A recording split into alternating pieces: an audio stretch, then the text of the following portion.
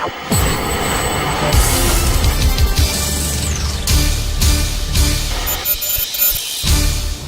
Jerry Kenney, and thanks for joining us for this edition of America's Survival TV on Roku. Our guest tonight is the anti-communist Brazilian writer and philosopher Olavo de Carvalho. The new book, The USA and the New World Order, features a debate in which Olavo debates one of Russian President Vladimir Putin's key advisors, Alexander Dugin. Olavo is the president of the Inter-American Institute for Philosophy, Government, and Social Thought, and is one of the scheduled speakers at the March 21st Conclave for Democracy to be held at the National Press Club in Washington, D.C. The goal of this event is to organize opposition leaders and political activists from Latin America on behalf of political and economic freedom in the Western Hemisphere. Olavo now lives in the United States, but has written extensively about how his home country of Brazil went Marxist. He said that it was through the destruction of high culture, the reduction of universities to centers of communist propaganda, and the country's descent to levels of moral degradation which would have seemed unthinkable before. Well, doesn't that sound familiar? Well, can America be saved? Can the world be saved? Those are the topics tonight on America's Survival TV. And with that, we'll go to Cliff Kincaid in the Washington, D.C. area. Jerry, thanks a million. We do have a great treat tonight. We're going to be talking with Olavo de Carvalho, the Brazilian philosopher and writer, who can explain not only what's happened to Brazil, which is being led at the current time by Dilma Rousseff, the former communist guerrilla, but can explain the same processes that were at work in Brazil as they affect the United States, not only America under Obama, but so many different countries throughout Latin America. And he's somebody who has a long experience in living under not only Marxism, but debating the proponents of the anti-American left, including, most recently, Professor Alexander Dugin, who is an advisor to Russian President Vladimir Putin. Now, Jerry, in his introduction, mentioned this book. It's not actually out yet, but this is a pre-publication copy of Olavo debating Alexander Dugin on the subject of the New World Order and the USA. Now, the book is not out yet. This is a pre-publication copy, but we'll tell you how you can get information about this very, very interesting debate. We have to understand the competing forces in the world globally. And as a matter of fact, just today we have posted a new column I've written about the role being played by the Roman Catholic Church in world affairs. Now, getting back to Alexander Dugin for a second, faithful viewers of America's Survival TV know that we published last year this book, Back from the Dead, The Return of the Evil Empire. Now, if you look closely at that book, you look right under Putin on his left side there, that is the face of Alexander Dugin. And there is a section in that book on the influence of Dugin. This is somebody who has combined various forces, various elements of totalitarian thought, including certain occult elements from Russia, into this new vision, or we might call it a nightmare for the world that Putin is pursuing. But of course, he's not doing this alone. Putin has a lot of elements and alliances behind him, not to mention one that's been in the news over the last week or so, the regime in Iran. But also, don't forget the international communist or Marxist left, which has been taking power country after country after country in Latin America. We're going to be talking about all of this and how we in the United States can hopefully survive such a fate here. But we're going to get into it in order to understand what has happened to so much of the world. And we are on the road to some kind of, you could call it a world government, some kind of global community. That may be another euphemism. Who is going to dominate this unfolding, developing state of world affairs? We see these various competing units of power, Putin's Russia, the Roman Catholic Church, the international communist left, global Islam. What role will the United States play? Can we, in fact, survive the last 2 years of President Obama? These are all the questions on the agenda tonight as we welcome Olavo de Carvalho, again, president of the Inter-American Institute, veteran anti-communist Brazilian writer and philosopher. Olavo, thanks for coming on the show with us tonight. Thank you for this kind invitation. It's a great pleasure to be with you again. Olavo, I've known you for many years. You've always been a fighter for Western values, for Christian values. It must be so troubling to look at the success that our enemies have had around the world and to see the Roman Catholic Church. I know you're a Catholic, I'm a Catholic. We're very disturbed about the path that Pope Francis has been taking recently, and we can get into that.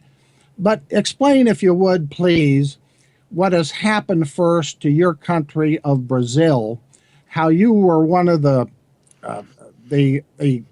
sort of a voice in the wilderness down there, trying to be the resistance, speaking for the resistance to the Marxist wave, the revolutionaries who have taken power down there. How did it happen to a country like Brazil? Oh, all the things started with an organization called the São Paulo Forum. They gave this neutral name on purpose. As Lula say, in order people didn't know what we are talking about inside.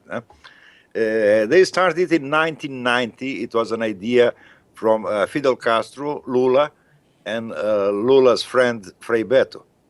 They had a meeting in Havana, and they started this organization in 1990, and soon it had more than 100 organization members.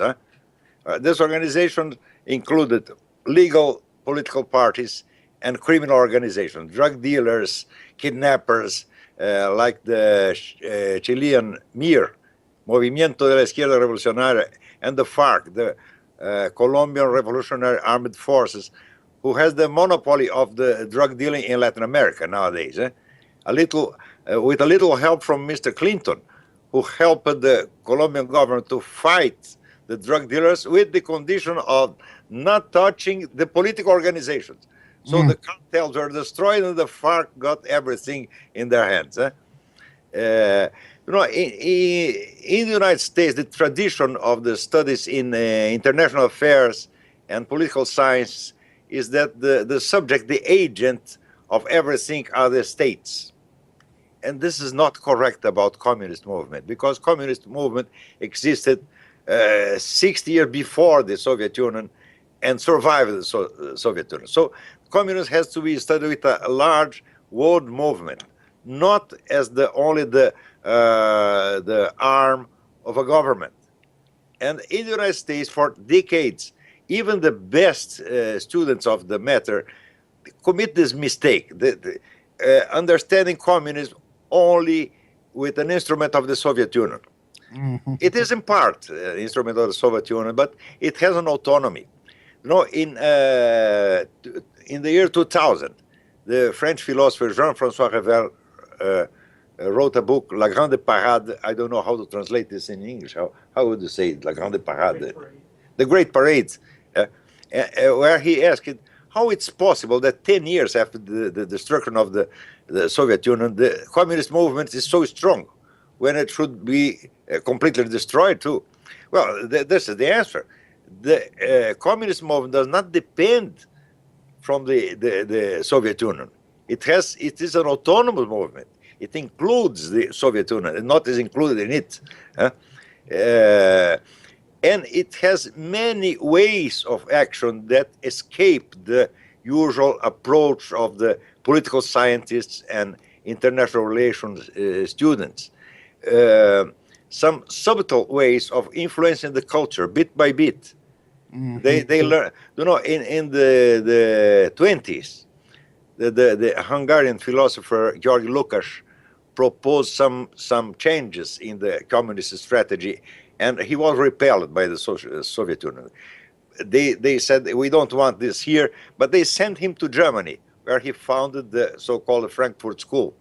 And the speciality of the Frankfurt School is cultural penetration, cultural destruction, very subtle and long-term destruction, destructing all the values, all the beliefs, all the trust, the confidence of people one another, and spread suspicion everywhere, and speak against everything. Yeah? And this was eroding the national American culture and national American pride and so on. It was a very slow process, and most people could not evaluate the strength of the things. This is strength by a cumulative effect along the decades. All this was not autonomous. The Soviet Union was directed the whole process. Very subtle, because the Comintern financed the Frankfurt School. When they created, these people from Frankfurt School created the idea of sex lib and gay rights and so on, Stalin rejected all. Say, I don't want this in the Soviet Union, but I want this in the Western world, because this is destructive. We don't want destruction here, but we want destruction there. And they spread these people all around the world. It's a group of very strong intellectuals, not great philosophers, but people very able to perform the tasks, like Jürgen Habermas and Herbert Marcuse and Walter Benjamin. All of them influenced deeply American movies, especially American movies, since the 30s, with the school of movie writers that was run by John Howard Lawson. And Yes. he taught people, we will not make communist movies. We will make normal movies that the American public can accept, but with small and discreet communist messages here and there, in every movie. So it's very difficult to find some American movie since the 30s, 40s up to now that where you don't find any anti-American message. Olavo, let me recap if I can.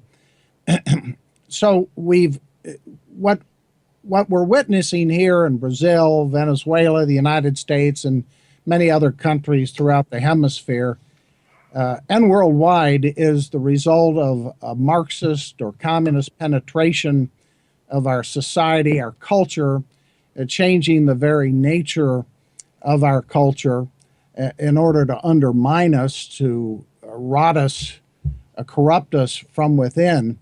But in 1990, I understand you to be saying this is when the West, the United States, was saying, well, we won the Cold War. The Soviet Union collapsed. But yet that's the very date, as you put it, when the Sao Paulo Forum, this collection, this coalition of anti-American communist groups, even terrorist organizations, began this intensive preparation for what is transpiring. You mentioned Lula, the predecessor, the president of Brazil, before Rousseff, working on this with Castro. They have been so successful to this point. When we look at Latin America, just Latin America, how many countries would you say we have in Latin America today that are not Marxist? Only Chile and Paraguay. Chile and Paraguay. I mean, all the others are either governed by communist parties or under the strong influence of communists. And now, let me get your thoughts. Also in Colombia, but in Colombia, the communists are very strong. Yeah. Not in electoral terms. They have very few votes, but they dominate the media and the judicial system. All the judges, they're bribed, all the judges. Now, I had always looked at Colombia as a success story under the former president Uribe, somebody who fought the FARC, the forces, the communist terrorist narcotics group, who fought them back with U.S. help. Yes. And I know the much maligned NSA played a role in helping Colombia at that time find out where the FARC leaders were and go in there and kill them. We know there was a great success there, yet it seems like when we look at Colombia today, Uribe's out of office. His former associate is now the president, Santos. He's negotiating with the FARC in Havana. What's going on with Colombia? You know, Santos was elected under the slogan, no más FARC, no more FARC. I was there. I saw the electoral campaign. I helped him in the campaign. It was wonderful to see the enthusiasm of the Colombian people against the FARC. So everybody voted for Santos. He had more than 70% of the votes. It was a great success. And the next day, he betrayed everybody. How do you explain that? Was he secretly an agent of the other side? Was he bribed? Has he been corrupted? I believe he was bribed because he was the Minister of Defense in the time of Uribe. And he did a great job against the FARC. But he changed his mind in 24 hours. I can only explain it by bribery or any other secret manipulation. But I don't believe he was always a traitor, always an agent. No, this is impossible. Because it was he, the direct responsible for the military destruction of the FARC. Now, let me ask you about one other country which was in the news a couple years ago when Venezuela under Chavez was trying to take control, and that is Honduras. What's the situation there? I don't know what is happening now, but it's not bad. It looks to be normal, stable. They have a stable democracy with a leftist president, but as a moderate guy. He will not persecute his adversaries and so on. So politically it's normal. Huh? Now, the Sandinistas are back in power in Nicaragua. The leftists have taken the presidency in El Salvador. I mean, all of this has been happening while the United States and the West gloated in the collapse of communism. Was this part of the deception to get us thinking that we had won? And meanwhile, they made all this progress from their perspective right under our noses in the Western Hemisphere? Yes, in part it was a deception, but in part it's also a mistake from American politicians and opinion makers, because when they defeated the Soviet Union, but not the communist movement, they thought those things were the same. They are not the same. This is the problem. The communist movement created the Soviet Union and survived it. It's very strong in the whole world, and nothing was done against them. It was done against the Soviet Union, and very well done by Ronald Reagan. Huh? But this is not everything. So, as you just observed, in the very year where the Soviet Union was toppled, they were creating the Sao Paulo Forum, and the motto, the slogan was, "We will reconquer in Latin America everything that we lost in East Europe." And they did it. And in the beginning, nobody believed it, because people in Brazil, they read the American press and believe everything. So when they read the Soviet Union is over, they said there is no more communism. There's no more problem. And I try to explain that the communist movement is not the same thing as the Soviet Union, but everybody say I was crazy. Yeah. When I started writing about the Sao Paulo Forum, nobody believed it. Yeah, I was not the first to investigate this. It was there was a lawyer in Sao Paulo called José Carlos Graça Wagner, a great friend of mine. He is already dead, but he had a full room full of Sao Paulo Forum documents, and he wanted to write a book about it, but he had no time. He died, and he gave me part of these documents, and I started publishing. At that time, I had a column in the big Brazilian newspaper, O Globo. And every week I wrote about the Sao Paulo Forum, and everybody said, "You're crazy, this is conspiracy theory," and so on. But in 2000, I believe in 2003, no, 2005, Lula himself made 2 speeches in the celebration of the 15th anniversary of the Sao Paulo Forum, confessed everything.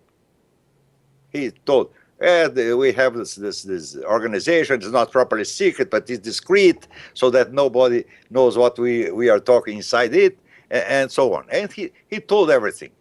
And soon after, there was a video of the Third National Congress of the Workers' Party, Lula's party, confessing this São Paulo Forum is the strategical coordination of the left in Latin America.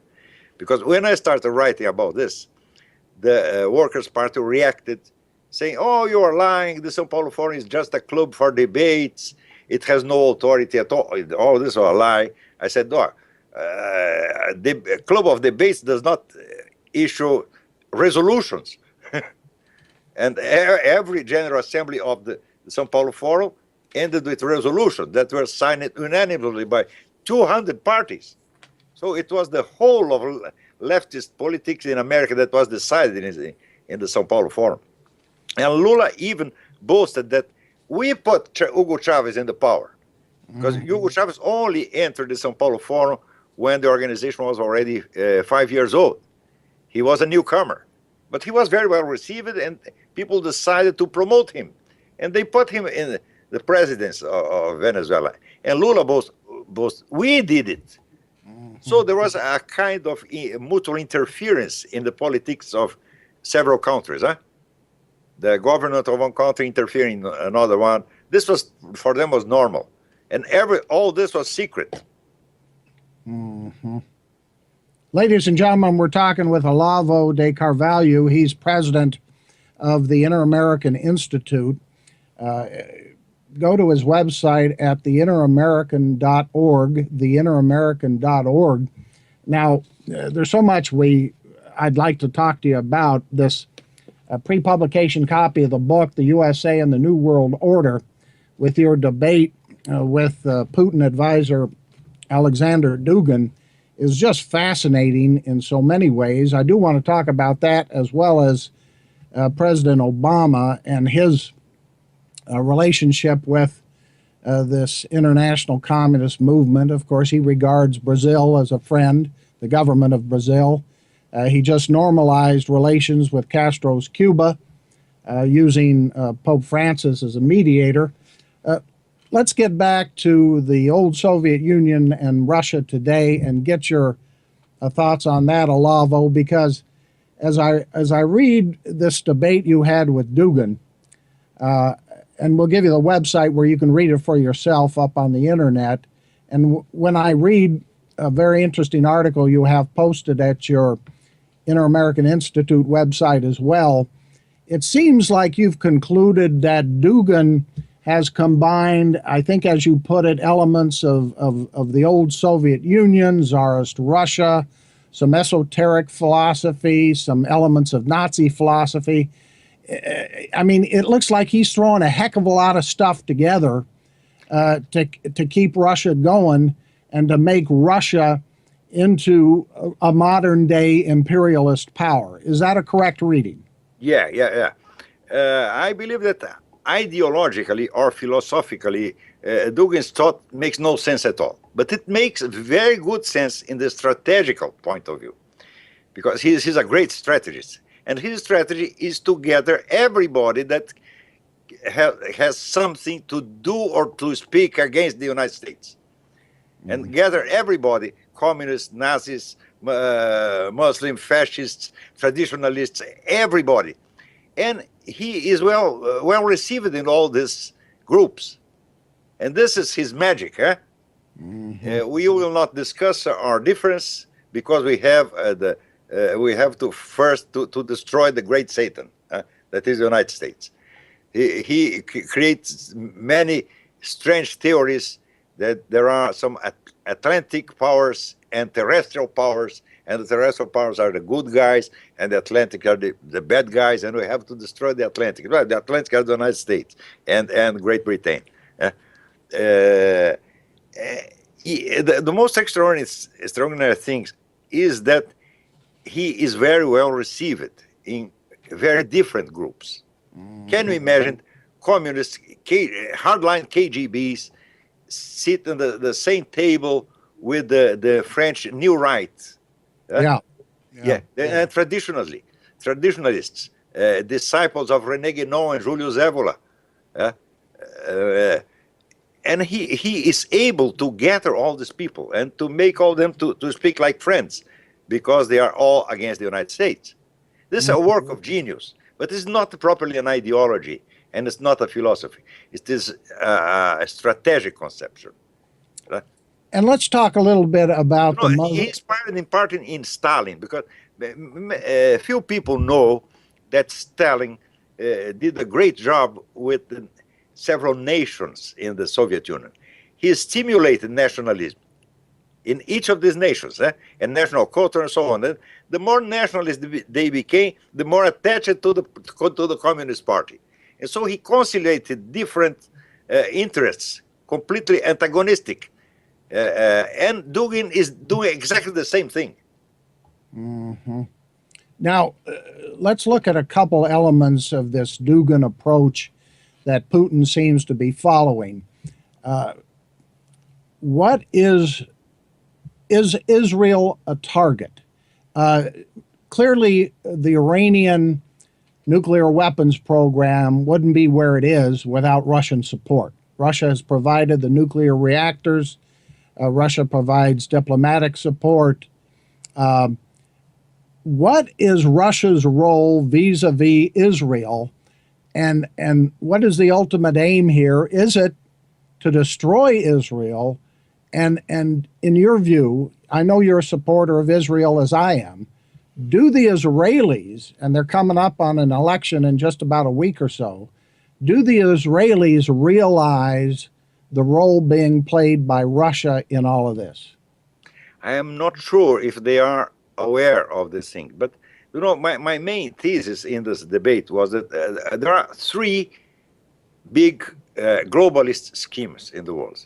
There is the Western scheme, the Bilderberg, the George Soros and Rockefellers and these people, and then there is the Russian-Chinese scheme, that is a heir of the old communists, and there is the Islamic scheme.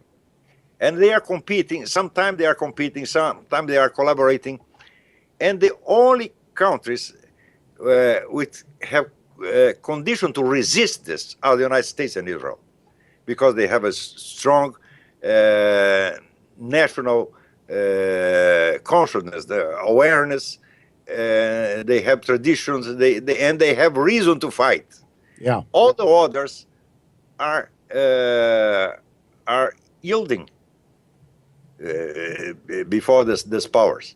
The European Union is itself an instrument of globalism, and we see no resistance except in the United States, in part of the United States, let's say half of the United States, the other half is globalist, and in Israel. And so they have to destroy, absolutely to destroy the United States. In order to destroy the United States, they have to destroy Israel first. Mm-hmm. But it's not only Russia who wants this. Russia wants this, and the Muslims want this, and the Western globalists want this too. Mm-hmm. Because they cannot stand any kind of national identity. Well, Israel has a very strong national identity, and they have 5,000 years of reasons to have a national identity. They will not accept this kind of globalist authority over them, never. And the Americans will not accept it either. And so these are the main obstacles, the United States and Israel. Mm-hmm.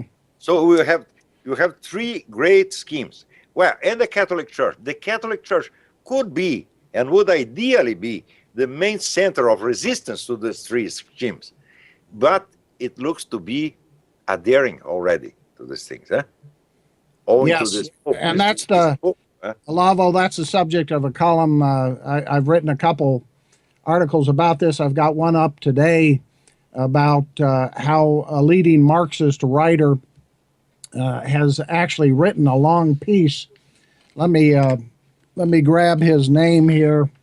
Has written a long piece. I quote it in my own article as referring to the capture by, quote, progressive forces of the Vatican. And this Marxist says that, in his view, Pope Francis, who comes from Argentina, who's a Jesuit, is part of a process to take over the Vatican, to use it on behalf of these progressive forces internationally. And in other words, the left, the pro-communist, the anti-American left, is really hailing what Francis is doing at the Vatican. So when we look at what the Roman Catholic Church under the control of Pope Francis is doing today, I noticed in your debate with Dugan, that was done back in 2011, it wasn't so clear what road, what way, what path the Roman Catholic Church would take. Do you believe Francis today has been captured by the Marxists, or is he just confused and going back and forth and doesn't truly understand the global power struggle he's in? I believe he's confused. I believe he's not a very intelligent man. And he loves publicity. This is the problem. He's a vain man. It's obviously.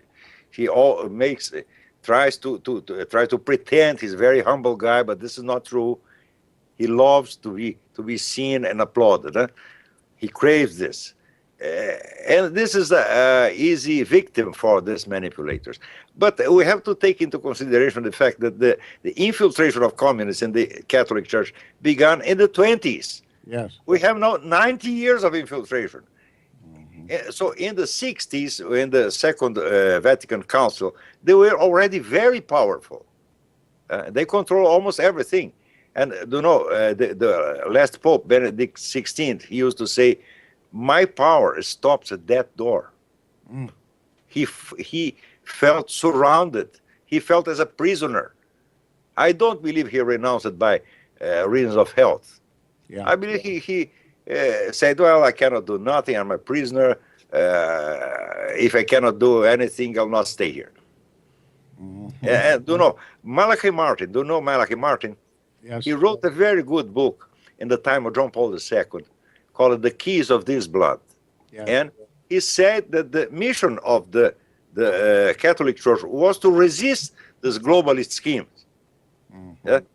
And John Paul II was very aware of what is happening. He understood the situation. He didn't know what to do, but he understood what happened. This man doesn't understand anything. I believe he's a superficial mind. Well, that could be.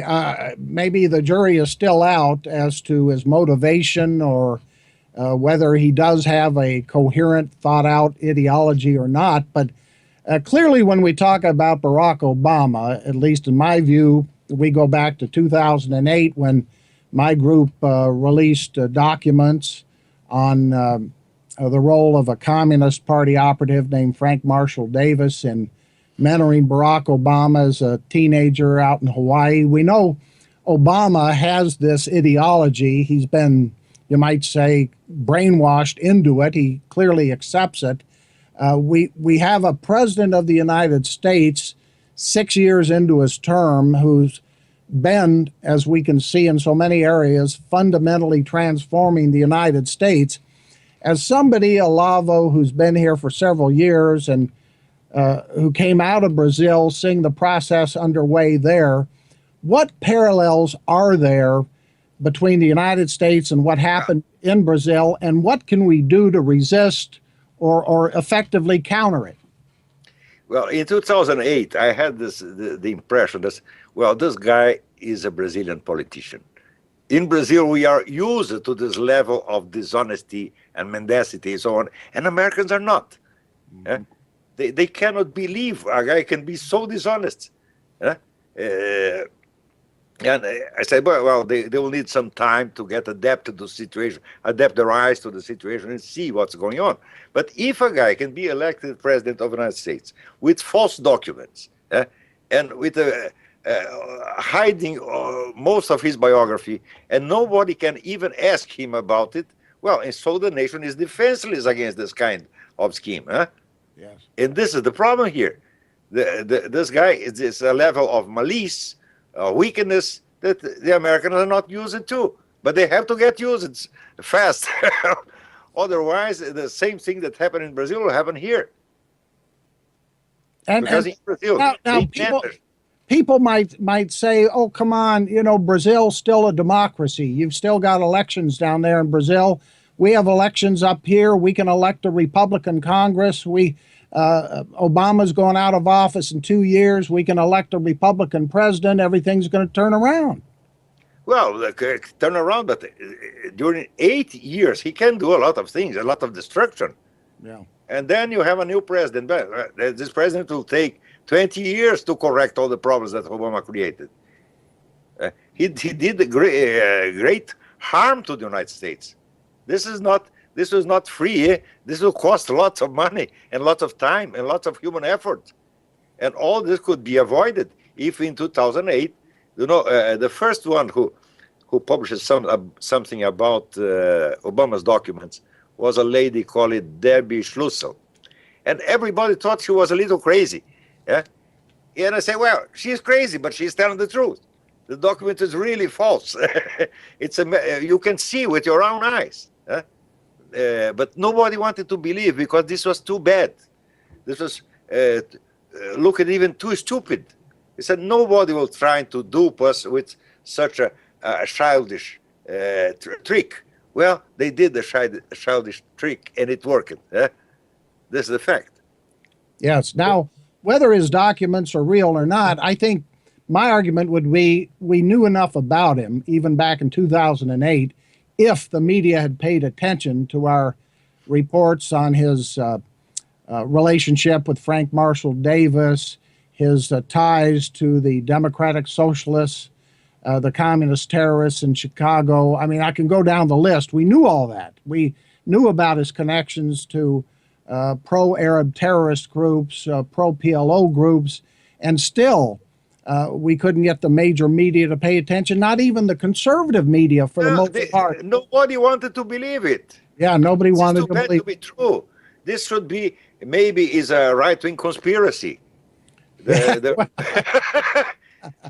Yeah, well, so I mean, this all sounds sounds almost pessimistic, though. Now, but in terms of what we can do here, explain to our viewers, as somebody who came out of Brazil, we up here in the United States, we see stories about, well, Brazil just went through another election, and you had a very close election there on the presidential contest, and Dilma Rousseff. It was not an election, because if the counting of the votes is secret, you cannot trust it. This is not a real, it's not a normal election. It's not a legitimate election. This is a fraud, a complete fraud. Mm-hmm. And the guy who was responsible for the counting of the votes as the president of the Electoral Commission, he had been a lawyer for the attorney for the Workers' Party. He worked for the Workers' Party for years. Mm-hmm. And was a protege of the Workers' Party, and he just returned the favors he received. So only 23 people follow the vote, the counting of the votes. This is so absurd. This is so obviously a fraud.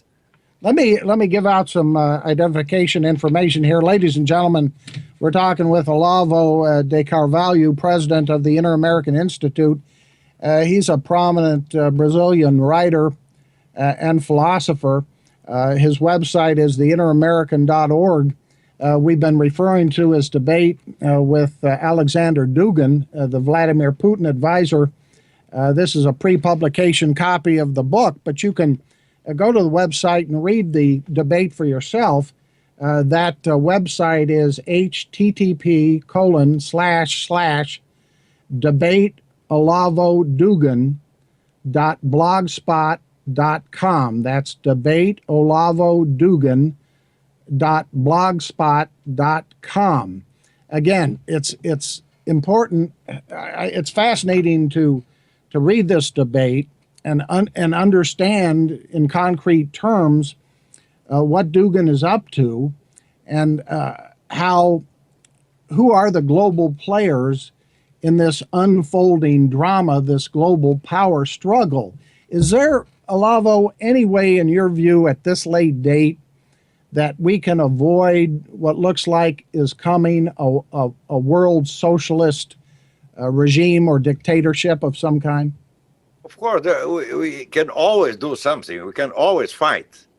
But the problem is that you have to get your eyes used to the new situation. If people don't believe, there are people that are so wicked, more wicked than they can imagine, they will not fight them. This is the problem. It's a problem of vision. Get your vision, use it to a new level of dishonesty, an upgrade of dishonesty. And this is happening before our very eyes. And in Brazil, in the beginning, nobody wanted to believe me because they had the same reaction. Oh, this is too bad to be true. Yeah. It took more than 15 years in order people to begin to pay attention to what I was saying. Now, during this meetings in the streets, thousands of people in the street, they show pancards, how do you say, cartazes? Cartazes, como se diz? They began inscription, Olavo is right. Everybody, now everybody knows I was saying the truth, but it took more than 15 years. And here you have the same difficulty. You have to insist and insist and insist and never give up. Never, never, never, never, never. It's not a matter of ideology. It's not a matter that we are the right and they are the left. We are telling the truth. We are telling the facts, and they are lying. This is the main point. How much resistance is there in Brazil? Now, today there was news from the government itself. What the support for Dilma now? 7%. 7%.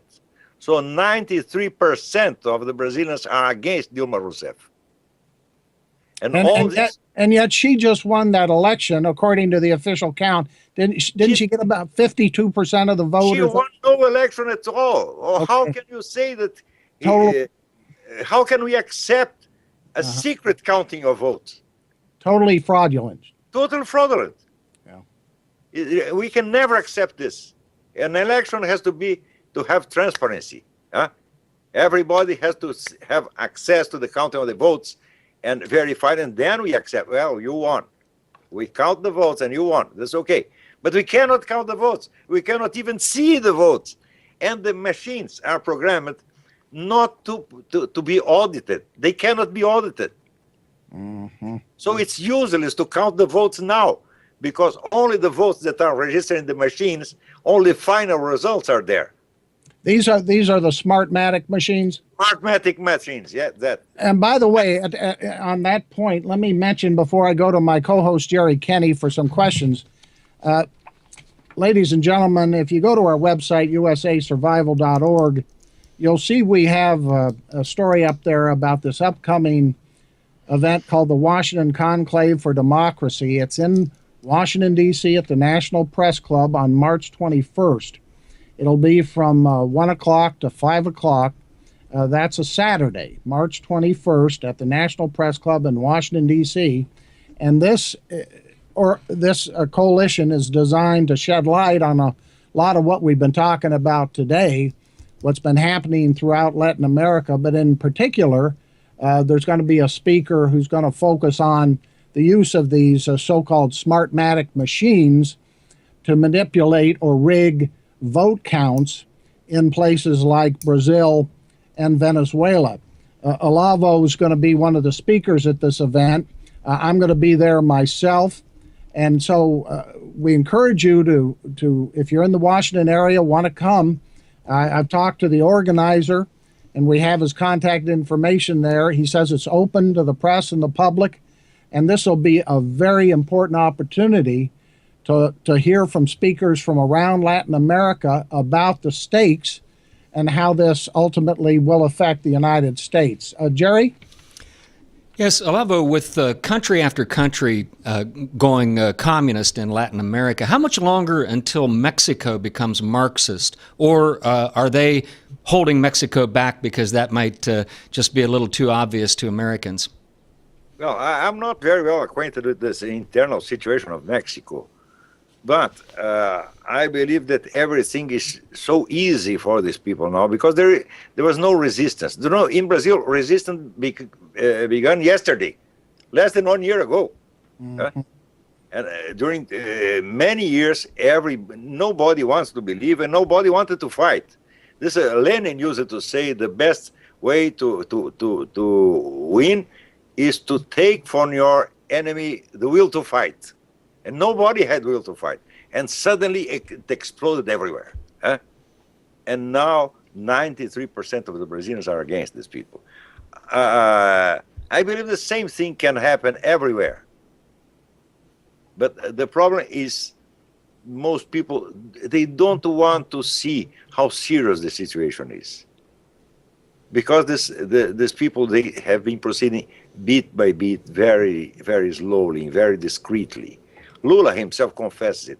There is his speech was published in the very official page of the Brazilian presidency in 2005, telling everything they were doing, the São Paulo Forum. And even so, people didn't want to believe. You know, in 2000, quando foi a eleição que foi a primeira eleição do Lula? 2002. Most military voted for Lula. Because they believe, no, he's not a communist, he's a good guy, he's a Christian reformer and so on. The same type of things they said about Mao Zedong in the 40s. Yeah. And now they know what's really happening. The human mind has this tendency not to believe bad news. They don't want to know. Only people who are professionally involved in such studies can can accept certain kind of facts that the normal common citizen cannot accept. But bit by bit they will accept, and they will know what's going on, and they will fight. What do you think about that, Jerry? I think that, when we talk about Mexico in particular, as I was saying, maybe part of the situation in Mexico is different because Mexico has a little bit of a safety valve, and that is that if people are unhappy in Mexico, regardless of what happens, they just migrate to the United States if they can. But the frightening thing is that it certainly appears as though we have a Marxist in our own White House. So I don't even know if Mexico going Marxist would be enough to frighten Americans into waking up. Yeah, Mexico does not need to become Marxist because the United States are becoming Marxist. It's a sad thing to say, and like you, Olavo, I was very hopeful that the Roman Catholic Church would lead the resistance to these various schemes. This is the church mission, huh? Yeah. It's tragic to see what's happening with the Pope making statements against capitalism, embracing all this so-called climate change rhetoric about how capitalism is destroying Mother Earth.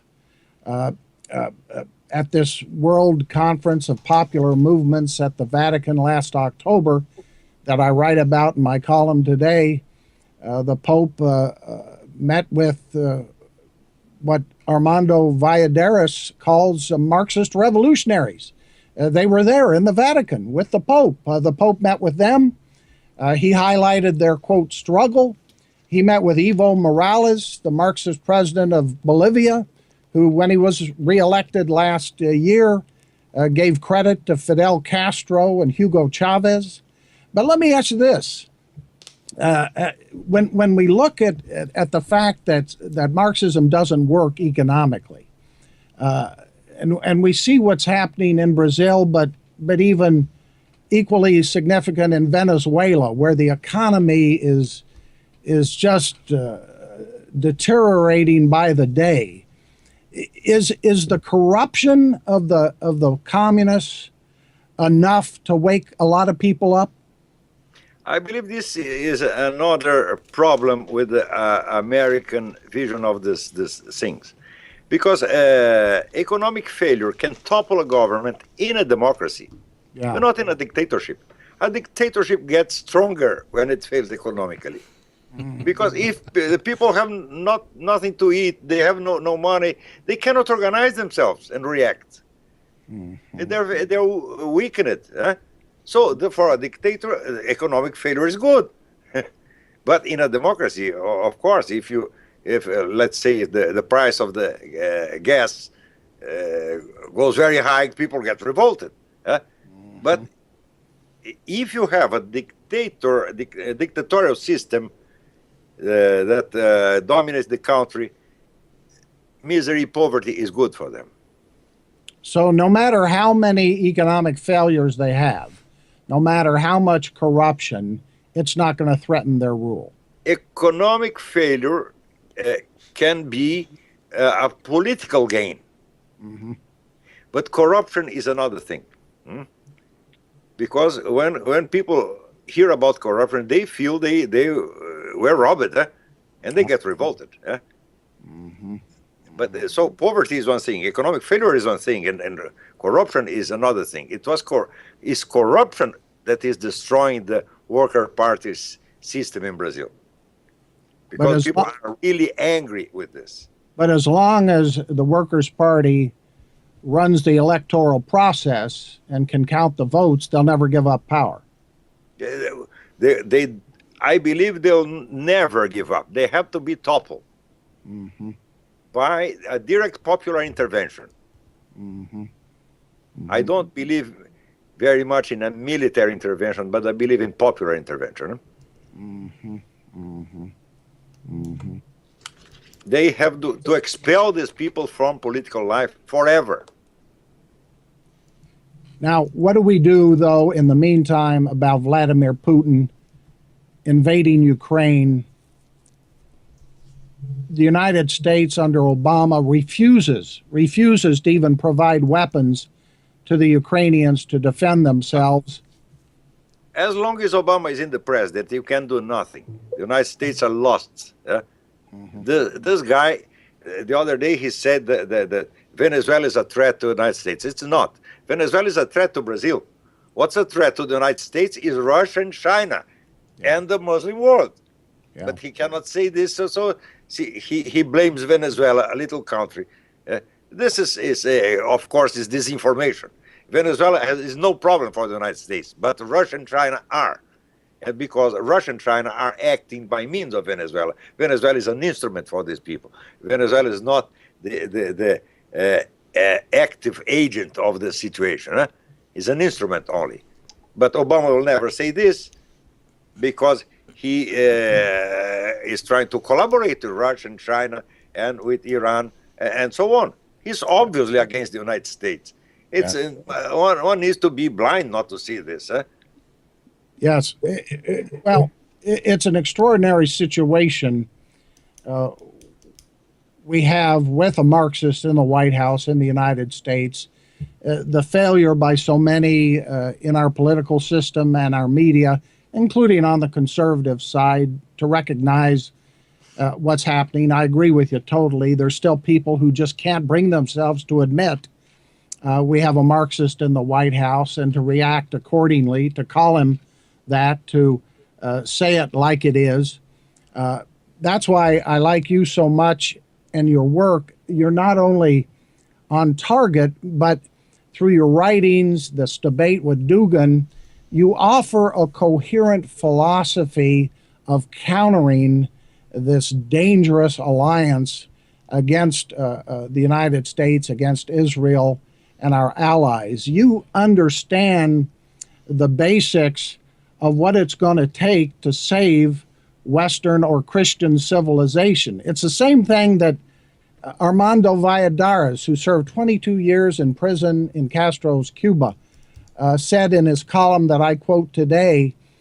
He talks about how he's so disappointed in the Pope who made this deal with Obama and Castro to recognize Cuba. He says this threatens the entire future of Latin America. He puts it the Christian future of the Americas. And isn't it true, I certainly get this from your writings, Olavo, and your debate with Dugan, that in order to save us, to save our country, to save our way of life, it's going to have to take a grounding in a religious approach that we have to talk to us about that, the necessity of a Christian worldview or a Judeo-Christian worldview.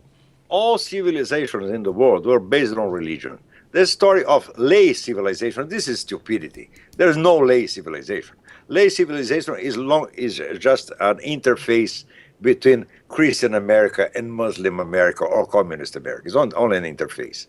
So this illusion of lay democracy, this is an illusion. Democracy only works if the people is Christian. Your founding fathers knew this. They said this many times. This is a constitution for a Christian people, period. Yes. I don't say that the state has to be Christian. No, there's no need for this. The state has not to meddle, to put his nose into these matters. This is correct, as Jefferson used to say. But the people, the population has to be Christian. They have to have values. They have to have moral law. And so they can direct their own lives without the government interference. Yes. But if you start with this thing like sex lib and gay rights, etc., well, all this is an illusion. You know, there is a book recently published by, I'll show you.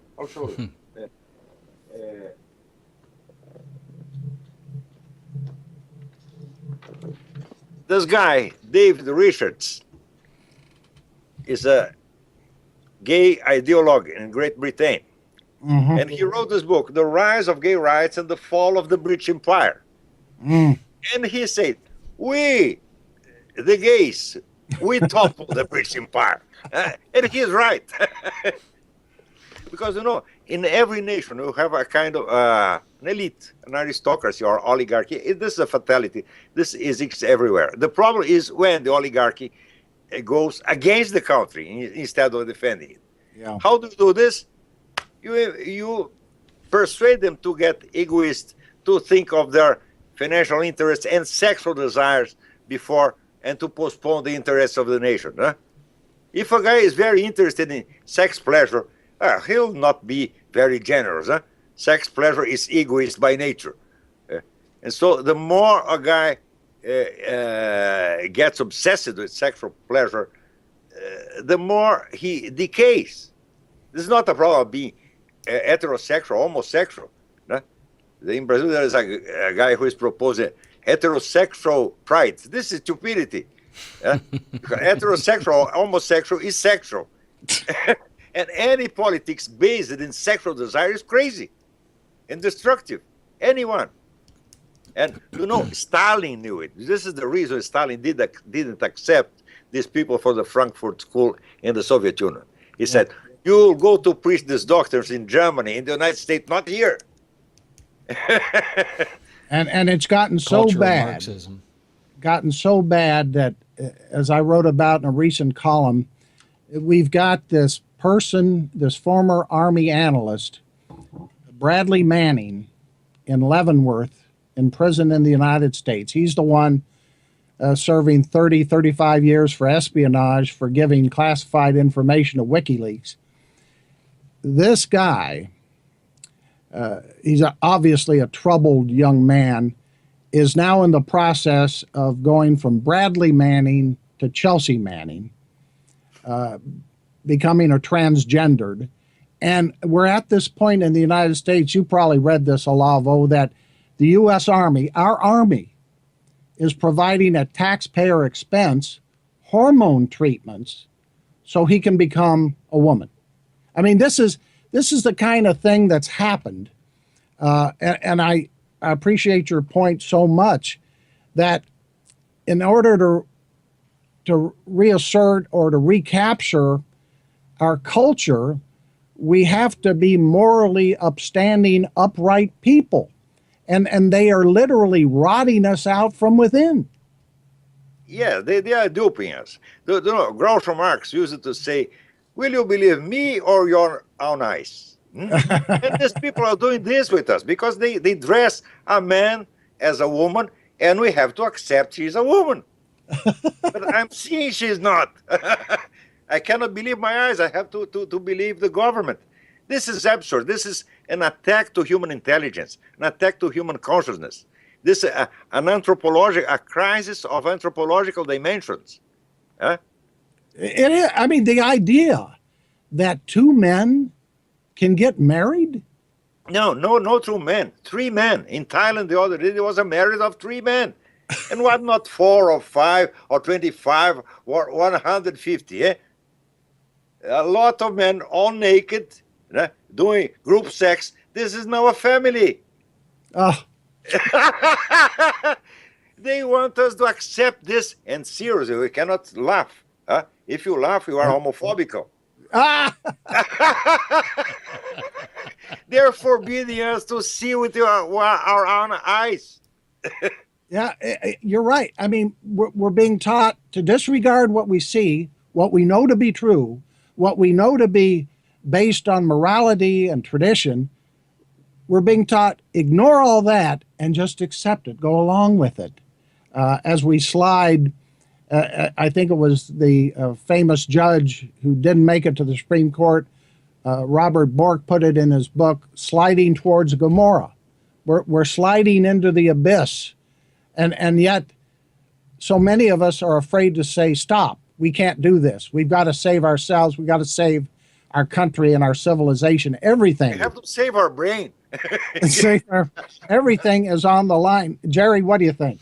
Well, I think that people really need to understand what cultural Marxism is. You know, it's there is a reason that they're trying to degrade, our culture for political purposes. As you said, that's what it's all about. And there was a quote expert that was on the radio the other day, a psychologist, psychiatrist, I don't know what she was, but she was trying to explain to the audience here locally how prostitution should be legalized.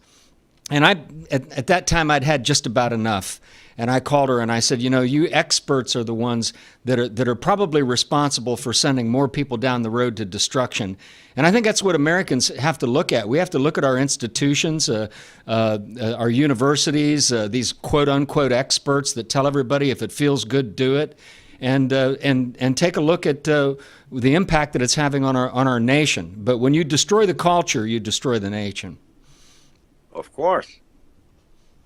Well, and I think Olavo is so on target in so many ways that not only do we have to recognize the truth of what we see and recognize the depravity and the slide towards Sodom and Gomorrah right in front of our eyes, but understand, as he so eloquently puts it in his writings and on his website, that this is part of a long-term process of based on the communist movement that is now racing, competing with these other global power centers for ultimate control of the world. Olavo, you've given us a lot of time tonight, and I want to thank you for that. Our guest has been Olavo de Carvalho, president of the Inter-American Institute. We've given out your website, theinteramerican.org. I've mentioned the upcoming conference in D.C., Conclave for Democracy, March 21st at the National Press Club. Is there anything else, Olavo, you'd like to add in conclusion? No, I'm very happy to talk with you again. It was a great honor for me. I love your work. I'm always reading your articles, and I love them. And I know that America needs more guys like you. Well, we thank you for that. We're trying our best, Jerry and I, to get this Roku TV, internet streaming TV, that we're doing now. We're also going to post this show on YouTube, but we do it on Roku. And because of Jerry's efforts, we started this show almost 2 years ago, and we're in, at last count, over 70 countries around the world. We've gotten to some of our videos a great response from countries like Brazil, who say, hey, what's happening in America has happened to us. So we hope to bring people together through this new medium, if you will, and exposing people to your writings. Again, theinteramerican.org is your website. I hope to see you on the 21st in D.C. Olavo, thanks a million for spending this time with us. Thank you, Cliff. Thank you, Jerry Kenney. God bless you. Thank you. Jerry? And that's our show for tonight. Don't forget to log on to our website, which is usasurvival.org. Those of you who are new to the program, Cliff has some real stem winders of articles. And we appreciate you tuning in. We'll be back again next Wednesday night at 9 o'clock Eastern here on America's Survival TV on Roku. Thanks for watching.